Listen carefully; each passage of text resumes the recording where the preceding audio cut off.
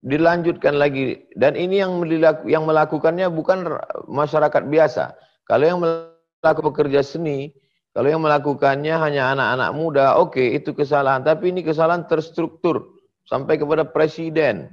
Sampai kepada menteri mengolok-olok Islam.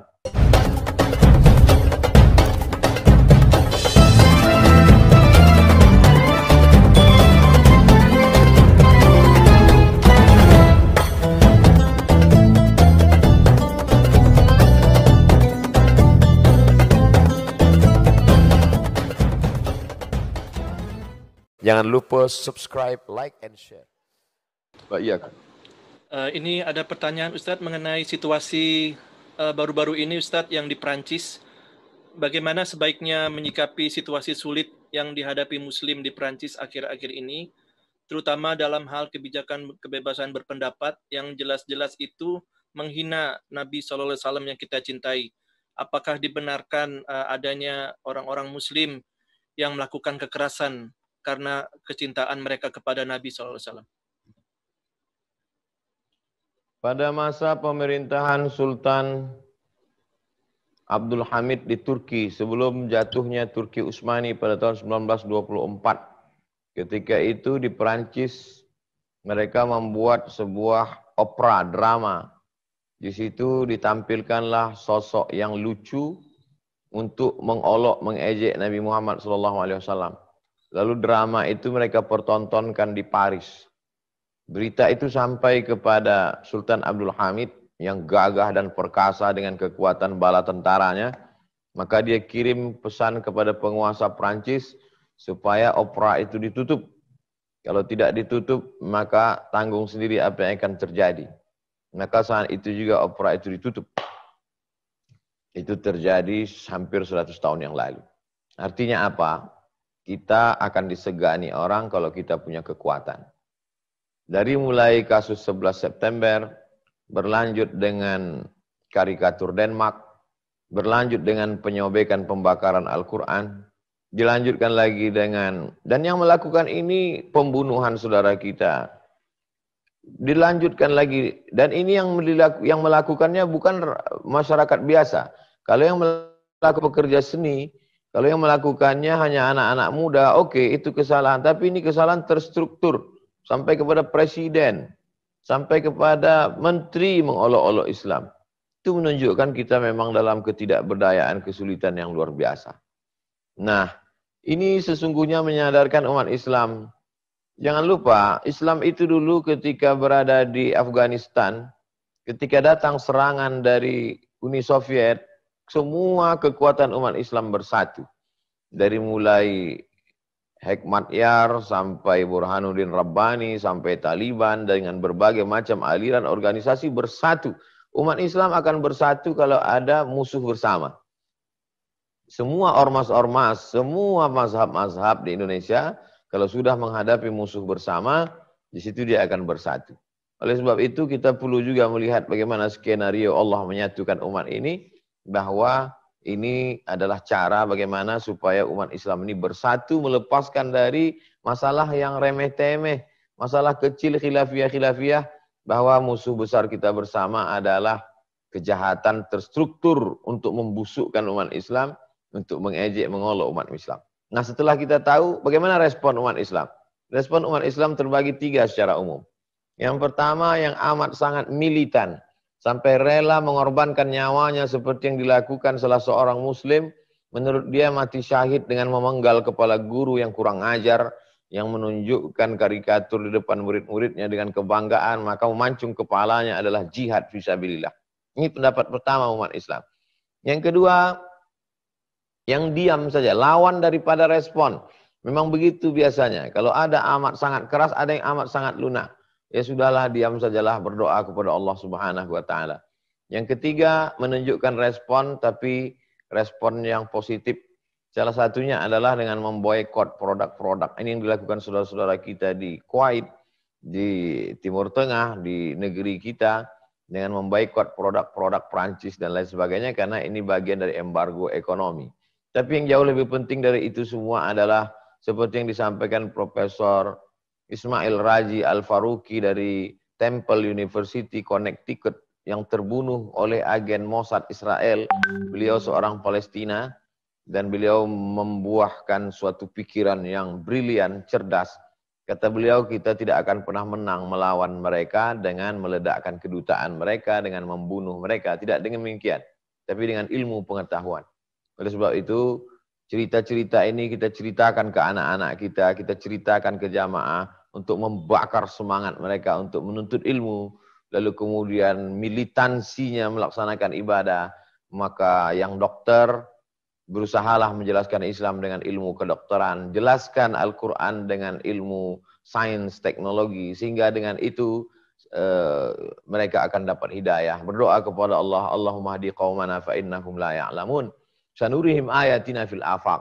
Kalau anak-anak kita yang di Fakultas Kedokteran itu menjelaskan bagaimana proses penciptaan manusia dalam Al-Quran, jelaskan dalam ceramah, buatkan seminar, ditonton oleh mereka, mereka akan berpikir ini agama datang dari mana, ini pastilah dari seorang yang luar biasa. Itulah yang nanti akan membuka hidayah. Dan sebelum kiamat, maka Eropa itu akan menjadi Islam. Begitu dalam hadis riwayat Imam Ahmad bin Hanbal. Ada satu yang belum, yaitu Rom. Kalau ada orang mengatakan bahwa Rom itu adalah negeri Syam, bukan. Karena negeri Syam hanyalah satu provinsi dari Rom, Roma. Ada yang mengatakan Rom itu adalah Konstantinopel, bukan. Karena Konstantinopel bukan Rom. Yang dimaksud dengan Rom itu adalah Eropa. Dan sebelum hari kiamat, Eropa itu akan berkumandang azan, akan berkumandang asma Allah. Ini adalah bagian dari proses menuju itu. Maka dengan ini bersatulah umat-umat Islam. Bersatu. Bernard Lewis sendiri dari seorang pemikir Yahudi, Bernard Lewis sendiri memprediksi bahwa Eropa itu akan Islam. Dengan prediksi 3 analisa. Yang pertama, bahwa imigran Muslim datang dari Tunisia, Aljazair, Maroko akan memenuhi Spanyol dan Portugis, Spanyol dengan Prancis. Itu akan diisi oleh 3 imigran. Kemudian India, Pakistan, Bangladesh akan mengisi Inggris. Kemudian Turki akan mengisi Jerman. Maka kalau sudah Spanyol, Inggris, Jerman, Prancis diisi Muslim, maka negeri-negeri yang kecil itu mengikut, termasuklah Indonesia, bahkan punya masjid di beberapa kota di Eropa, maka sesungguhnya Islam akan masuk dengan cara damai, bukan dengan pedang, bukan dengan peperangan, bukan dengan kekerasan, tapi dengan pintu hidayah. Dan saya percaya itu.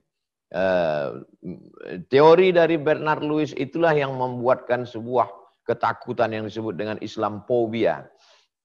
Pertama, imigrasi, perpindahan migran umat Islam ke Eropa yang begitu pesat, besar. Belum ditambah lagi kasus-kasus di Timur Tengah, dari mulai konflik di Sudan, konflik di negeri Syam, Palestina, Suriah, membuat ledakan besar ke Eropa. Yang kedua adalah mereka punah disebabkan LGBT karena tidak menikah, homoseksual. Sedangkan umat Islam diajarkan tazawwajul walud al-wadud. Jangan menikah banyak anak, kamu nanti akan dibanggakan Nabi di padang mahsyar. Dan yang ketiga adalah janji Allah. Dan Allah kalau sudah berjanji, innaka la tukhliful mi'ad. Jadi Islamophobia yang dihadapi hari ini, itu adalah buah dari pemikiran mereka sendiri. Di antara pemikir besarnya adalah Samuel Huntington dengan Clash Civilization, benturan peradaban, dan Bernard Lewis yang memprediksikan bahwa Eropa itu akan Islam. Demikian, wallahu a'lam. Jazakallah khair Ustaz. Waalaikumsalam. Ini Ustaz ada pertanyaan yang berhubungan mungkin ya Ustaz, yang tadi Ustaz jelaskan itu. Bagi kami yang tinggal di Amerika, apa yang harus kami katakan kepada non-muslim yang berpandangan negatif terhadap Islam karena kejadian-kejadian seperti yang terjadi di Prancis, pembunuhan mereka yang menghina Islam? Apakah sikap muslim ini, bagaimana sikap kita supaya tidak salah langkah dalam berdakwah dan mengganggu jalannya dakwah? Konflik itu selalu ada. Konflik di antara Protestan dengan Katolik yang berkepanjangan juga terjadi. Konflik antara Katolik dengan Anglikan juga terjadi. Kenapa menutup mata melihat itu? Itu baru antara dalam agama. Konflik antara Cina dengan Tibet di timur, konflik di barat. Jadi dan ketika konflik itu pasti ada oknum di dalam konflik. Jadi kita tolong jelaskan, bedakan antara ajaran agama dengan pelaku orang beragama. Jadi ketika kebanyakan mereka melihat ajaran agama dari pelaku orang beragama. Orang pelaku beragama bisa khilaf, bisa silap karena keadaan. Kita pun mungkin di saat terdesak bisa melakukan seperti yang dilakukan saudara kita, memanggal kepala orang karena amat sangat terdesak. Tapi dalam Islam jihad itu dilakukan dipimpin oleh Amirul Mukminin, oleh pemimpin, oleh amir. Ada perintah dari amir. Oleh sebab itu maka pertama jelaskan bahwa konflik bisa terjadi pada kelompok manapun, agama manapun, dan itu terjadi. Yang kedua, tolong bedakan antara ajaran agama dengan pelaku umat beragama. Yang ketiga, ghayatun nas ridhon nas ghayatun la tudrak. Kita tidak bisa meyakinkan orang lain. Kalau kita merasa bahwa kita bisa meyakinkan orang lain, kita akan stres.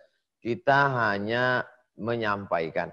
Innama anta munzir, sampaikan, jelaskan menurut kemampuan kita. Lasta alaihim bimusaitir. Dan referensi-referensi yang ditulis oleh orang barat sendiri itu amat sangat menolong. Sebagaimana orientalis itu secara umum terbagi 3. Yang pertama orientalis yang amat sangat memusuhi Islam. Yang kedua orientalis yang simpati pada Islam tapi tidak masuk Islam. Yang ketiga orientalis yang masuk Islam. Oleh sebab itu 2 itu sebenarnya berpihak kepada Islam.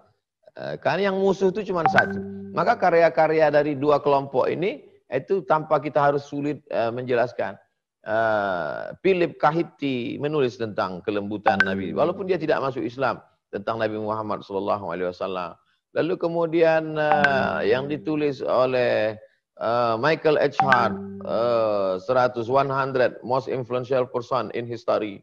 Lalu kemudian Karen Armstrong, penulis History of God, dia juga menulis bagaimana kelembutan Islam ketika membebaskan Palestina. Dia bandingkan dulu bagaimana Palestina dibebaskan dengan berdarah-darah sampai kuda berenang. Tapi ketika Islam datang dengan damai. Padahal mereka tidak Islam. Oleh sebab itu mampu membantu. Saya kira lembaga-lembaga di Muslim minoritas perlu menerbitkan lagi buku-buku itu, karena kalau kita yang menjelaskan sulit orang percaya, tapi kalau mereka sendiri dari kalangan mereka, maka itu membantu. Demikian. Wallahu a'lam. Jazakallah khair Ustaz. Ini kita balik lagi nih Ustaz ke topik lagi Ustaz. Bagaimana menghindari hati ini dari suuzon kepada Allah karena khawatir akan doa kita tidak dikabulkan dengan adanya dosa-dosa yang mungkin tidak kita sadari, atau perasaan khauf, cemas dan roja, harapan. Bagaimana menimbanginya Ustaz? Ada namanya maqam, jamak dari maqam, maqaman. Maqam itu adalah stasiun-stasiun mencapai Allah SWT. Ada stasiun taubat, setelah stasiun taubat, stasiun sabar, kemudian stasiun tawakal, stasiun zuhud, stasiun wara, tapi stasiun yang paling tinggi, level yang paling tinggi adalah ridha. Ar-ridha biqada'illah. Ridha menerima keputusan Allah Subhanahu wa taala. Oleh sebab itu orang-orang yang masuk ke dalam surga itu ditanya oleh Allah Subhanahu wa taala, "Hai penghuni surga, kamu mau apa lagi? Sebuah nikmat kamu sudah dapat." Mereka berkata, "Ridhaka." Kami berharap ridhamu ya Allah. Itulah maka kita selalu minta, Allahumma inna nas'aluka ridhaka wal jannah. Arti ridha adalah qabul qada'illah bi ghairi taraddud. Menerima keputusan Allah tanpa ada bimbang dan ragu. Sebagaimana Nabi Ayyub menerima keputusan Allah, sebagaimana Nabi Musa menerima keputusan Allah, sebagaimana Nabi Isa menerima keputusan Allah tanpa ada bimbang dan ragu. Nah, tentu itu semua berdasarkan 2. Apa yang membuat kita tidak bimbang dan ragu? Yang pertama ilmu, yang kedua amal. Kalau dalam hati kita ada berkata-kata, maka cepat-cepat kita beristighfar. Kenapa aku begini? Kenapa saya yang begini? Kenapa langsung hilangkan itu dengan istighfar. Astaghfirullahaladzim, astaghfirullahaladzim, astaghfirullahaladzim, Allahumma sholli ala sayyidina Muhammad, baca Quran dan lain sebagainya. Perbanyak ilmu tauhid, akidah tentang Allah Subhanahu wa taala, bahwa Allah tidak akan mungkin membebani kita lebih dari kemampuan kita, bahwa Allah Maha tahu, Dia menciptakan kita, Dia menghidupkan kita, Dia mematikan kita. Pertama ilmu, yang kedua adalah amal. Kadang ilmu ini hanya sampai ke otak saja, tapi amal dia sampai ke hati, Allah sendiri yang akan menolong. Maka dengan memperbanyak amal-amalan sunat, sholat duha, sholat tahajud, sholat witir, sholat sunat wudu, sholat sunat taubat, sholat sunat hajat, istighfar, sholawat, tasbih, tahmid, takbir, tahlil, maka kalau itu diperbanyak, Allah akan menurunkan ridho itu ke dalam hati kita.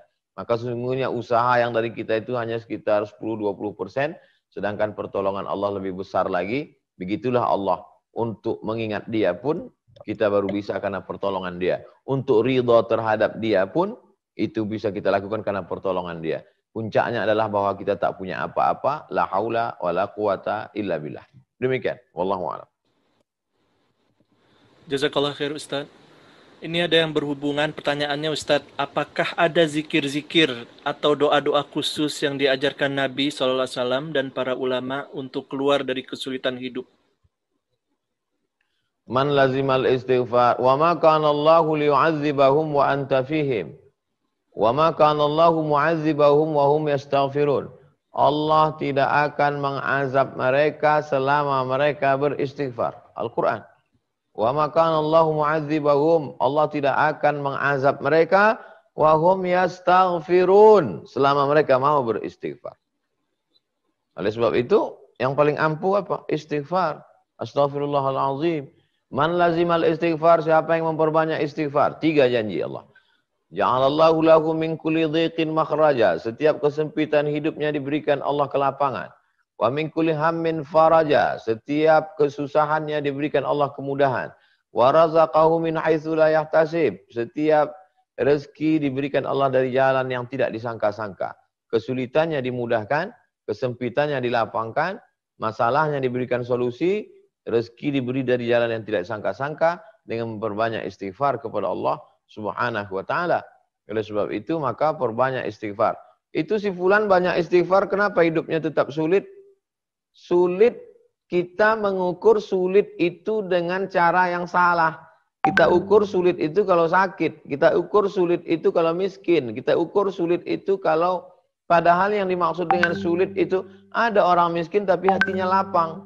Ada orang kaya tapi stres dan depresi. Ada rakyat jelata tapi dia masih sempat beribadah. Ada penguasa tapi sholatnya tinggal, puasanya tinggal. Lalu sebenarnya yang dalam kesulitan itu siapa? Maka sebenarnya mereka dalam kesenangan. Tapi cara pandang kita, lagi-lagi mindset itu yang perlu diluruskan. Jadi kalau kita beristighfar, maka saat senang kita pakai kesenangan itu untuk mengingat Allah. Kalau punya harta dipakai ke zakat, wakaf, sedekah. Kalau punya jabatan, kekuasaan dipakai menolong agama Allah. Itulah yang dimaksud dengan orang berada dalam kesenangan. Kalau dia sakit, dia tidak mencaci maki Allah. Kalau dia susah, dia tidak menjadi kufur kepada Allah. Dengan banyak istighfar dan bersolawat kepada Nabi Muhammad SAW. 100 kali, 200 kali, 1000 kali. Lebih banyak, lebih baik. Tidak putus hubungan kontak kita dengan Allah Subhanahu wa ta'ala. Demikian. Wallahu a'lam. Jazakallah khair Ustaz. Wa iyyakum. Ini ada hubungannya dengan pertanyaan hubungan dengan anak muda Ustaz. Bagaimana cara tetap istiqomah terutama di kalangan pertemanan anak-anak muda zaman sekarang ini? Ada sebagian orang mengatakan jangan pilih-pilih kawan. Ini ungkapan yang menyesatkan. Karena dalam Islam diajarkan mesti memilih kawan. Karena kalau salah memilih kawan, maka kawan ini luar biasa. Seringkali diungkapkan orang yang berkawan dengan penjual parfum akan dapat harum semerbaknya. Orang yang berkawan dengan pengrajin besi akan dapat bau karatnya. Itu sesungguhnya perumpamaan bahwa mesti pilih-pilih kawan.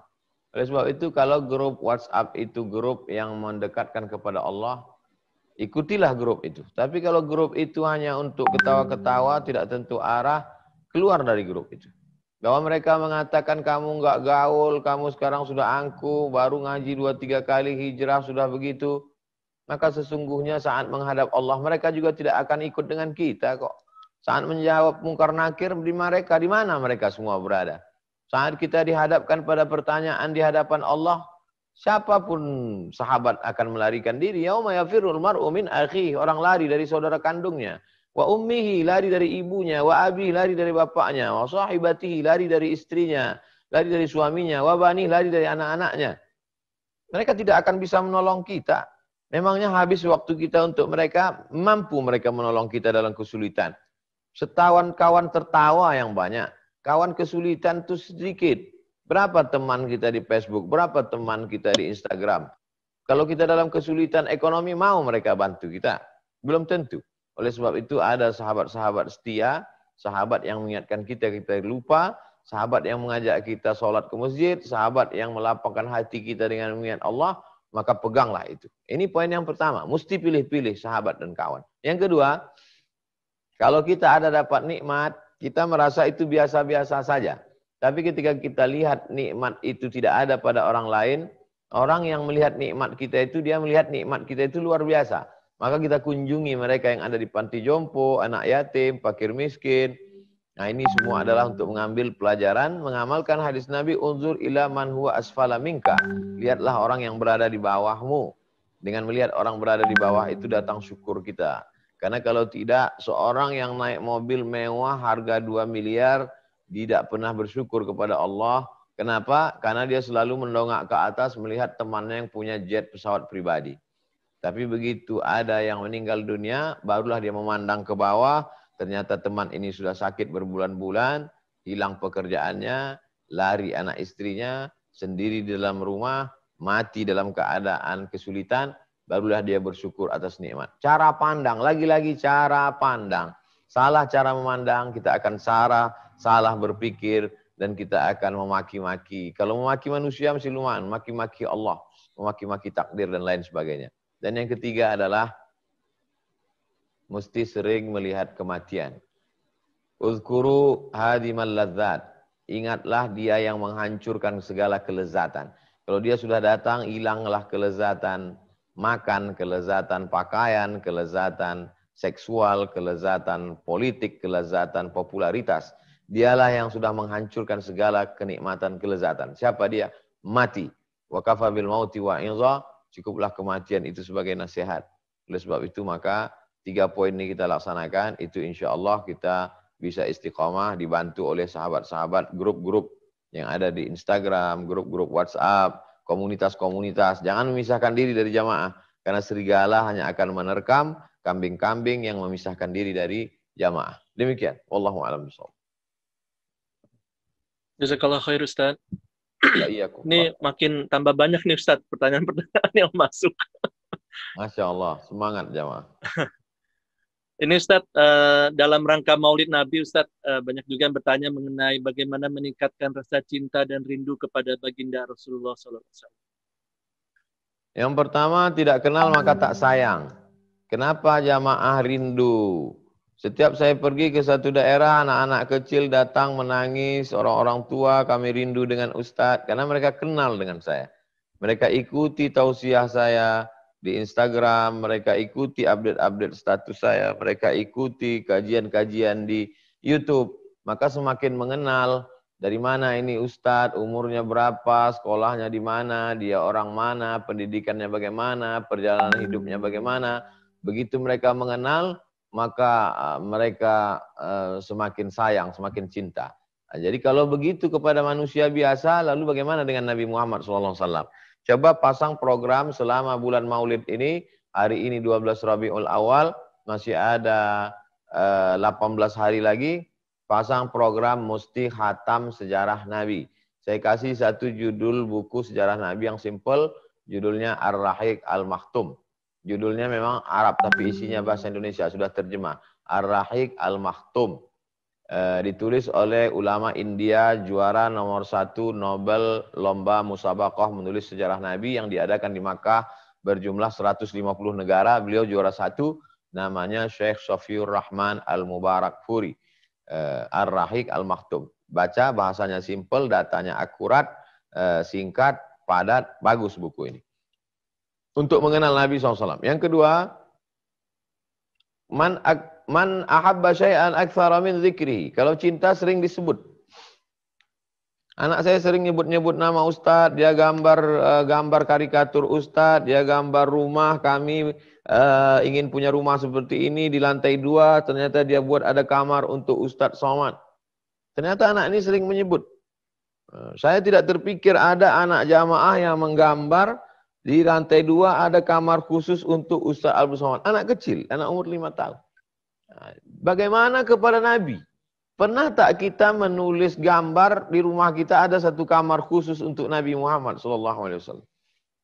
Nah, jadi banyak kita mengingat dia. Mengingat dia bukan sekedar disebut tapi berselawat. Allahumma sholli ala sayyidina Muhammad wa ala ali sayyidina Muhammad. Itu kontak kita dengan dia begitu dekat, begitu erat. Yang ketiga, cinta pasti ada pengorbanan. Apa yang kita korbankan untuk dia? Semakin besar pengorbanan kita, maka semakin kuat tertaut hati kita. Nabi tidak meninggalkan istana yang perlu kita renovasi. Kita pergi ke Madinah tidak ada istananya. Dia hanya meninggalkan majelis rumah Al-Quran. Dia hanya meninggalkan ulama. Jadi kalau di kampung kita ada ulama, kita datang, kita support dakwahnya.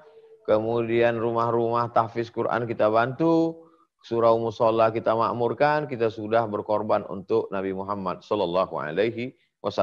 Itulah 3 poin yang membangkitkan kecintaan kita lakukan. Maka momen maulid ini jangan hanya sekedar berlalu pada pengajian begitu saja. Na'udzubillah lagi kalau momen maulid hanya dijadikan sebagai ajang caci maki tahunan. Setiap musim maulid, mulailah caci maki, maulid, bid'ah, maulid. Yang tidak mau ya nggak usah, karena ini ulama-ulama hadis pun melaksanakan. Yang mau ya silakan. Ya, momen maulid kita jadikan bulan maulid khatam, bulan maulid banyak sholawat, bulan maulid menulis tentang Nabi, bulan maulid buat karikatur mendidik anak-anak bagaimana dekat cinta pada Nabi, bulan maulid buat kegiatan sosial, dalam rangka maulid Nabi hitan gratis, dalam rangka maulid Nabi buat orang-orang yang selama ini kesulitan kita lapangkan. Nah, itu lebih positif daripada menghabiskan energi di medsos yang tidak tentu arah. Demikian, wallahu a'lam bishawab. Jazakallah khair Ustaz. Ini ada yang ketinggalan Ustaz, dia nanya ada yang bertanya, Ustaz pernah nggak mimpi ketemu Rasulullah, bagaimana rasanya? Mohon diajarkan Ustaz zikir-zikir supaya bisa bermimpi bertemu dengan Rasulullah SAW. Man ra'ani fil manami faqad ra'ani. Siapa yang melihat aku dalam mimpinya maka sesungguhnya dia melihat aku. Lianna syaitana la yatamassalu bi. Karena setan tidak pernah menyerupai aku. Saya tak pernah mimpi ketemu Nabi Muhammad SAW. Mungkin dosa saya banyak, mungkin mata saya belum bersih, mungkin hati saya masih kotor. Beda dengan para ulama, para habaib yang berjumpa dengan Nabi Muhammad SAW. Tapi saya pernah bertemu dengan orang yang biasa-biasa saja, bukan ulama, bukan habib, pegawai di salah satu kantor di Pemda. Dia bercerita ke saya mimpi melihat Nabi Muhammad SAW. Saya tanya, apa amalan Bapak? Bapak bukan ulama, bukan habib, bukan ustadz. Saya ketua pengurus masjid, Ustadz. Suatu hari datang jamaah mengajak saya berantem. Karena dia marah dengan saya, lalu saya ajak dia berduel, kelahi. Jamaah itu ngajak saya kelahi, tapi saya tidak lawan dia, saya diam. Padahal karate saya ban hitam, sudah sabuk hitam Pak Ustaz. Tapi saya tidak lawan dia, saya diam. Andai mau saya tendang dia, saya mampu mengalahkan dia. Dan malamnya saya bermimpi, saya sholat, lalu kemudian imamnya itu tidak kelihatan, dan ketika selesai sholat dia berpaling melihat, disitulah saya lihat wajahnya, dan ada orang di belakang berkata, orang itu mengatakan, imam itulah dia Muhammad Sallallahu Alaihi Wasallam. Jadi saya ambil pelajaran dari situ bahwa bukan ulama, bukan ustadz, bukan habib, tapi kenapa Nabi memperlihatkan wajahnya ke orang itu? Karena dia punya sabar yang luar biasa. Dan saya tidak ada sabar itu. Andai saya ban hitam seperti dia, udah habis berdarah-darah itu saya tinju, saya pecahkan hidungnya. Nah, itulah maka saya tidak ketemu. Kenapa Bapak ini ketemu? Karena mungkin ilmu saya lebih tinggi, tapi sabar dia lebih hebat, lebih kuat. Betul hadis Nabi, ayat Al-Quran. Innama yuwaffas sabiruna ajrahum bighairi hisab. Orang yang sabarnya kuat diberikan Allah balasan unlimited, tidak bisa terhitung, dan balasan yang diberikan Allah di dunia bisa melihat Nabi Muhammad sallallahu alaihi wasallam. Mudah-mudahan kita diberikan sampai saatnya menurut makam sesuai, kita dipertemukan di ketika hidup dan bersama dengan Nabi Muhammad SAW di dalam surga Jannatul Firdaus. Amin ya rabbal alamin. Wallahu a'lam bishawab. Amin. Jazakallah khair Ustaz. Ini Ustaz, kembali ke pandemi ini Ustaz, ada yang bertanya bagaimana cara mengantisipasi keuangan keluarga yang tidak menentu di saat pandemi ini Ustaz. Dalam ajaran Islam kita diajarkan bagaimana menabung. Itu dalam kisah Nabi Yusuf alaihissalam. Kenapa Nabi Yusuf itu diangkat sebagai bendahara Mesir? Karena dia punya perencanaan yang luar biasa, mendapatkan ilham. Isi mimpi Nabi Yusuf itu adalah bagaimana supaya nanti masa paceklik kering Mesir tidak bisa bercocok tanam, dia sudah siap dengan tabungan itu.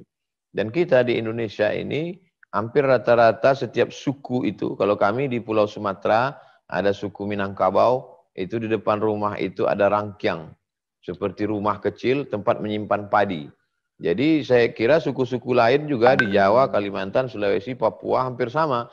Karena memang iklim kita, ada saatnya kita kekeringan, sehingga kita tidak bisa menanam padi. Tapi padi itu sudah siap. Nah, jadi pertama adalah, saya mau menjelaskan bahwa ditinjau dari aspek agama maupun dari aspek suku, sejalan. Nenek moyang kita memang gemar menabung dan Islam juga mengajarkan itu. Oleh sebab itu, maka jangan habiskan untuk, saya selalu sampaikan pada saudara-saudara kita TKI, TKW, merantau 2 tahun, sekian tahun ke Korea, ke Hong Kong, ke Taiwan, lalu kemudian pulang kampung, beli kulkas hampir sebesar kamar, beli TV besar, habis itu uangnya habis, pergi lagi. Saya katakan pulanglah untuk membuat modal ternak ayam, modal karamba ikan, dan lain sebagainya. Jadi bagaimana cermat, jangan diperturutkan hawa nafsu hanya untuk style. Sekarang ini kan banyak korban brand, korban yang mengiklankan itu siapa? Artis. Padahal artis itu pun nggak beli, dia dapat hadiah dari perusahaan. Yang jadi korban itu ya masyarakat. Jadi yang pertama adalah budaya menabung. Yang kedua, kita dalam Islam ini diajarkan amat sangat efisien tentang makanan. Makanan itu saya pribadi makan tuh ya secukupnya aja. Kalau nasi paling 1 kali sendok, kemudian ikan secukupnya. Malah kalau disuguhkan banyak-banyak tuh bingung. Saya kalau lauk pauk itu 1 aja. Jadi kalau di situ ada ayam goreng, ada ikan panggang, ada sup, ya 1 aja. Itu oleh sebab itu kita diajarkan untuk tidak memperturutkan hawa nafsu. Dalam Islam makan itu hanya untuk menegakkan tulang belakang. Kulu, makanlah, washrabu, minumlah, wala tusrifu. Jangan berlebihan. Nah, jadi menu-menu itu tidak usah terlalu banyak, efisien. Lalu kemudian yang ketiga, kita diajarkan ada satu ibadah. Ibadahnya tidak mengeluarkan uang, justru ibadahnya irit uang, yaitu puasa sunat. Puasa Senin Kamis, puasa itu amat sangat sehat. Saya ketemu dengan orang dokter yang kena penyakit gula selama 17 tahun. Sudah putus asa, maka dia makan semuanya. Saking putus asanya dimakan semua karena dia anggap nanti toh mati juga. Tapi akhirnya Allah bukakan hidayah puasa. Akhirnya Pak Ustadz, kata Pak Dokter, saya puasa 17, kena penyakit 17 tahun, setelah puasa sekarang bisa normal dan hilang sama sekali. Oleh sebab itu puasa sunat ini, almarhumah ibu saya kena penyakit gula sampai 500-600, lalu kemudian puasa sunat Senin Kamis tak putus. Jadi beliau meninggal bukan karena penyakit gula, meninggal karena tanpa sakit, karena ajalnya sudah tiba. Hari Senin dalam keadaan sedang puasa sunat, karena beliau habis makan sahur, mau sholat subuh. Jadi puasa sunat ini luar biasa. Ya, satu sisi dia untuk menjaga, satu sisi mengamalkan sunnah, satu sisi juga untuk hemat. Oleh sebab itu maka Islam ini agama yang amat sangat mengajarkan kita efisien dalam penggunaan uang, amat sangat cermat dalam pemakaian uang. Wallahu a'lam. Jazakallah khair Ustaz. Iya. Ini Ustaz ada hubungannya mungkin Ustaz dengan masalah keuangan tadi. Ada yang bertanya mengenai hukumnya asuransi. Jika asuransi itu menjaga keuangan kita dari kebangkrutan, bagaimana Ustaz? Pendapat yang pertama, asuransi itu hukumnya haram. Karena di dalamnya ada gharar, gambling, judi. Jadi saya bayar 1 tahun 10 juta. Bapak bayar 10 juta, ibu 10 juta, mas 10 juta, AA 10 juta. Tapi yang dapat cuma saya. Karena saya kebetulan yang kena musibah, na'udzubillah. Akhirnya saya yang dapat. Ini kan gambling, judi. Padahal semestinya semua dapat. Karena gambling, karena judi, karena ketidakjelasan itu, maka ulama memfatwakan, fatwa pertama bahwa asuransi haram. Fatwa yang kedua, asuransi itu kata dia boleh, mubah hukumnya, halal. Kenapa? Karena di dalam asuransi itu ada ta'awun, tolong menolong. Aslinya karena uang saya 10 juta, saya dalam keadaan kesulitan, ya 10 juta itulah. Tapi dengan adanya asuransi, saya bisa dapat 100 juta. Kenapa? Karena ada Mas, ada AA, ada Teteh, ada Abang, ada Uda, ada Uni.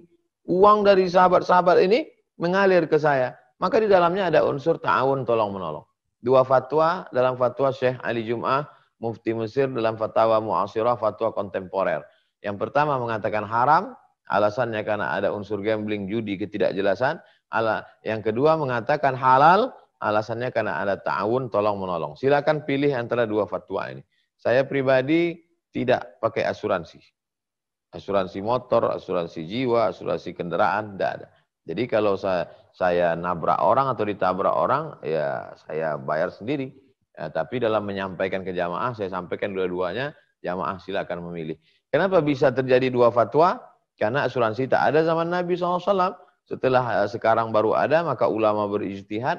Maka masing-masing dengan ijtihadnya, yang ini melihat ada maslahat, ada kepentingan, ada positifnya, yang ini melihat ada unsur tipunya, maka masing-masing berpendapat. Demikian. Allahu a'lam bishawab. Jazakallah khair Ustaz.